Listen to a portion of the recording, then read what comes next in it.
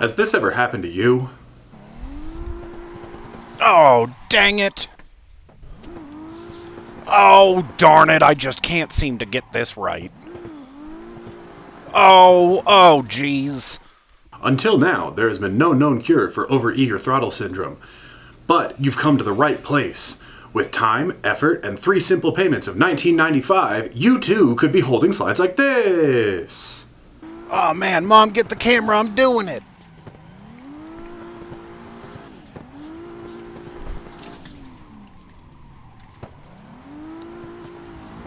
Yeah, I'm drifting. Woo, I'm glad I watched that Stanky Slides video, I'll tell you what. Yeah! Woo!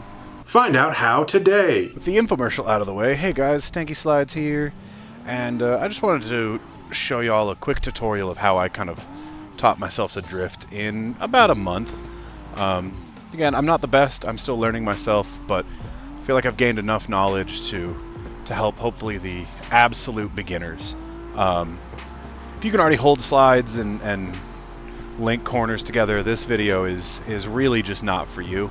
But if you're actually struggling to drift, kind of like the dramatic reenactment that I made earlier, this video should actually help you, kind of get somewhere. So, without further ado, let's go ahead and get started. So, step 1 for learning to drift is not going to be any sort of power slides or anything like that. It's going to be pick a car. Oh my god, the Shadow Man. He's here. What does he want? What do you want, Shadow Man? He's been here many times as I've been drifting, always watching. You made me stall, Shadow Man.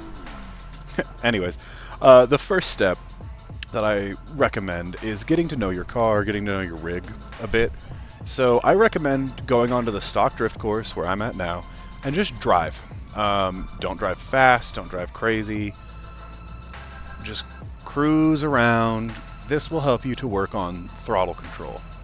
You want to keep yourself out of slides and corners. And just drive the car around, kind of feel it out. No sliding. Just work on that throttle control, because throttle control is probably one of the biggest parts of drifting. If you don't have throttle control, you don't have drifting. So start there. Now, once you feel like your throttle control is kind of where you want it, we're going to go over to this section of the track over here. If you don't know, the pit is all the way back behind us. And you're going to want to find this little round kind of rumble strip. I highly recommend, I picked a turboed car. You can if you want to. I recommend honestly starting in something like a 350Z, something with about 300 horsepower, naturally aspirated. It'll be the easiest to slide and kind of get you started, get the muscle memory. But I'm going to do this in my JZX90 here. So once you've found this little rumble strip, you'll just want to come up next to it here. You want to give the car a little revs with the clutch in and then pop the clutch to initiate. And then you just kind of want to go through and let the car counter steer. Of course, when I was doing this before I actually started talking, I was doing better, but you know what? It's fine. We'll get there. You want to just go through and try to find a point where you can kind of hold a consistent drift with your throttle. You will be needing to take little stabs at the throttle, likely to keep the car in drift and going where you want to go. But then from there, you can also work on not only throttle control, but wheel control. So you'll see here, as I turn the wheel more into the corner, less counter steer, and apply throttle, I come in closer to this little rumble strip. And then as I counter steer more and throttle more, it pulled me away. So you'll want to just work on some little donuts here in this section. And once you can get them down pretty good, I mean, again, I'm not the best sim drifter or driver in the world, but I consider these serviceable donuts where I'm not spinning out. I'm able to continue around the rumble strip as planned. Next, what you'll want to do is head over here, drive past the Shadow Man, wave to the Shadow Man if you have him. Hi, Shadow Man. And you're going to want to go to this grass section here. Now you'll want your car likely in second. And just go ahead and initiate a drift. And now just do the same thing, but around this patch here. And what this is going to do is it's going to help you work on some more steering angle control, because it's more of an elongated donut. It's like an eclair or some shit. But this will help you kind of work on, okay, steer out to go more toward the wall, steer in to cut the drift in. It's not going to be a perfect circle, So once you have elongated donuts down, and by the way, it's give it some time. Give it like an hour over there, maybe an hour on the elongated donuts. We're going to work on holding a power slide. So come in here to the center kind of oval of the drift track and line yourself up really anywhere and just get yourself moving. I'm in second gear here, and I'm just going to throttle in. So throttle in, and then throttle off once you're holding, right? So throttle in, hold the power slide, throttle off. This is also a good test if you're using a mod car to see how realistic the car is. Because when you throttle in and then throttle out, it should straighten. So here we go, hold the slide, throttle out. Throttle off. And once you're holding slides, you can just hold little power slides.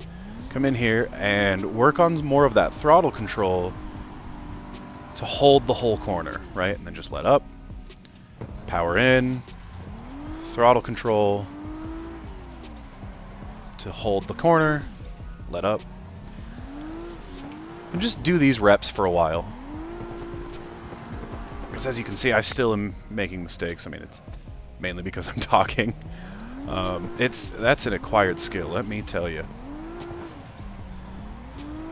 But once you feel confident enough to be able to just come into this corner, throttle on, throw the car into a slide, and make your way around the corner without any issues, now we can start to try to link. Throw a manji, throw a manji. And all I'm doing to get these manjis is at the end of the corner, I just let up, let it whip the other way, let up, get back on throttle to catch it. So you can either manji, let off, add a little throttle, let off, and then catch it. Or if you feel like you maybe have too much speed for the corner, handbrake, and then whip the car the other way. The handbrake will help you kind of scrub some speed if you want to. But you can also scrub speed with just extra angle, extra angle, extra angle. But work on manjiing these corners, and work on just trying to connect these two together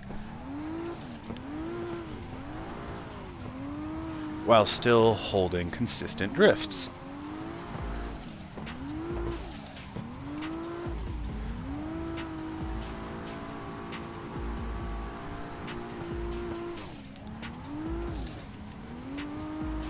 Went into the grass there, but getting better at catching random shit like that.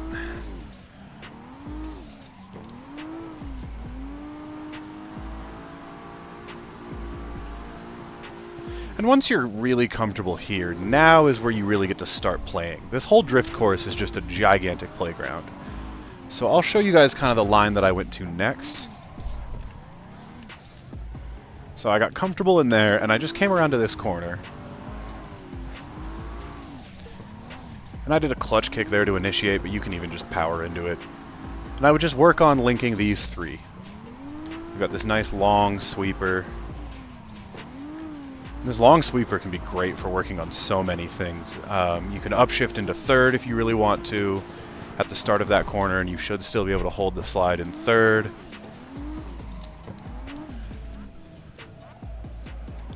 But then what I like to do, I wouldn't even link all of that together, I just started having fun. I'd usually turn around right about this point and then just come back through. And this is a great spot to work on clutch kicks, or handbrake, or feint entries. I'd just come back through, and I'd whip back through and just practice linking corners together, and also practice, thinking a few corners down the track instead of just right in front of me. And then we whip around. Not the best. And we do it again.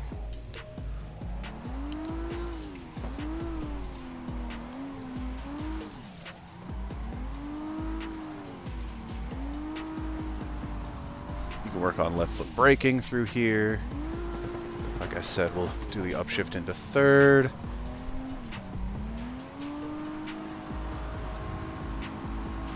Then we'll turn around and go back through. And then once you finally feel confident that you can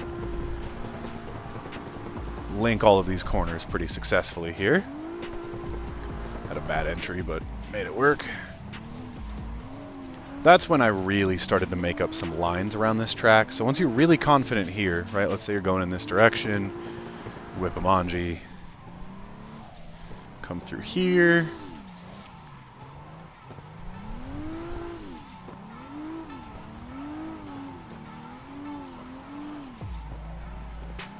And this was just a good way for me to turn the car around while having a little bit more fun. Gonna use a little handbrake to scrub some of my speed. And come back through.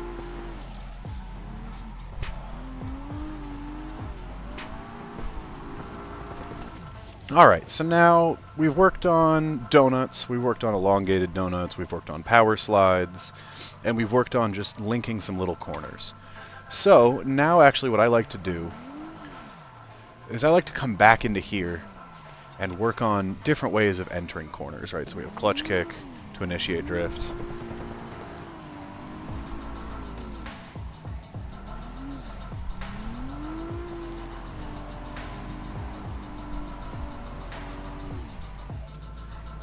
Or we can do handbrake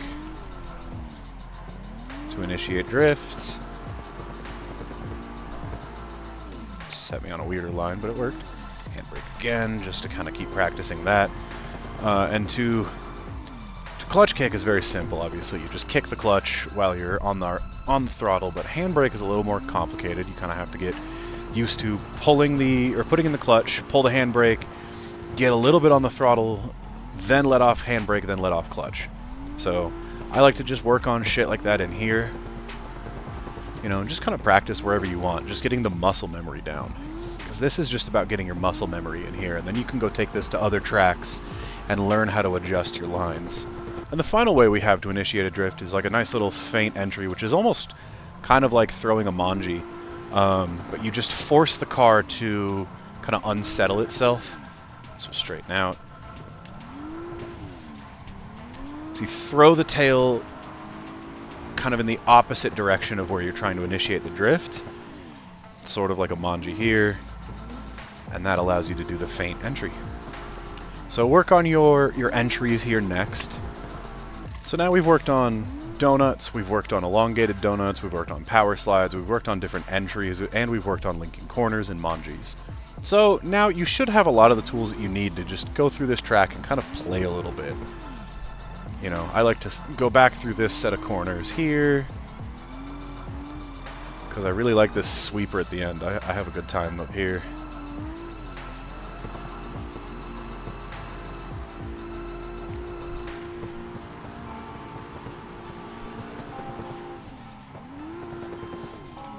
Kind of link it into here.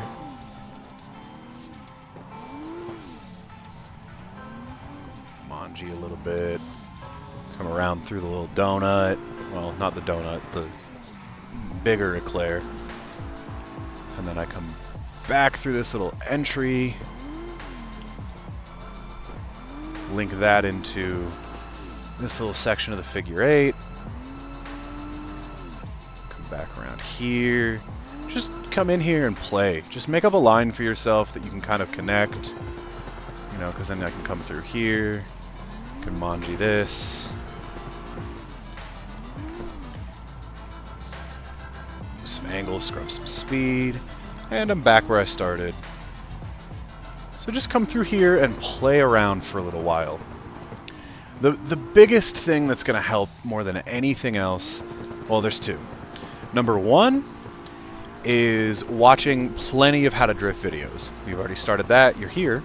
But number two is seat time. Unfortunately, there's no magic fix to make you a great drifter.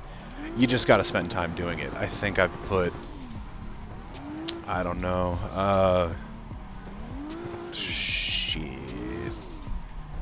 I'd say at least 50 hours in over the last month. to kind of get to the point where I'm at, and I still make mistakes. I'm not great. I've never claimed to be great, but I'm definitely improving quite a bit. I'm feeling much more comfortable. I'm able to go to other tracks. I have my favorite thus far has been a mod that I have for Ebisu North Circuit in Japan. So I've been whipping this 90 up there as well. Still having some trouble linking all the corners, but I can link most of the track. But it's a good little practice run for you to really get your confidence up. And I highly recommend also driving multiple cars. Don't, if you find one you like, definitely get used to it, but work on other cars as well. Because like I found things like, compared to my 350Z I was using, things like this JZX90 or like a 240 or anything with boost was really hard for me to drift, because you have to keep the car in boost, right? If you bog it, like let's see, I lost boost and so I lost drift immediately. You can kind of catch it in lower gears, but still, get myself out of the damn grass looking like a damn fool. But definitely work on multiple cars. Getting used to one is great, but then you're going to want to learn how other cars drive and how other cars feel, because everything does feel quite different. But yeah, that's about it. Once you're comfy in the default drift course here, I'm gonna loop it. You can definitely go out to other tracks, but this is also a good way to practice other things. You can practice crazier ways to enter. You can practice your left foot braking to really help bring the rear around and readjust your line. But start with those basics, and I guarantee you that if you put in the time within a month, you should be able to at least hold some corners and have a bit of fun here drifting in Assetto Corsa. So with that, I will go ahead and leave the video here, guys. If you liked the video, if it helped you out at all, please leave a like. That would help me. And if you loved the video and you want to see more content of sim drifting and eventual IRL drifting, different product reviews and crap like that, then please hit subscribe. That way you'll be notified of my future videos. And with that, guys, I've been Stanky Slides, here to remind you, get your damn seat time. Peace.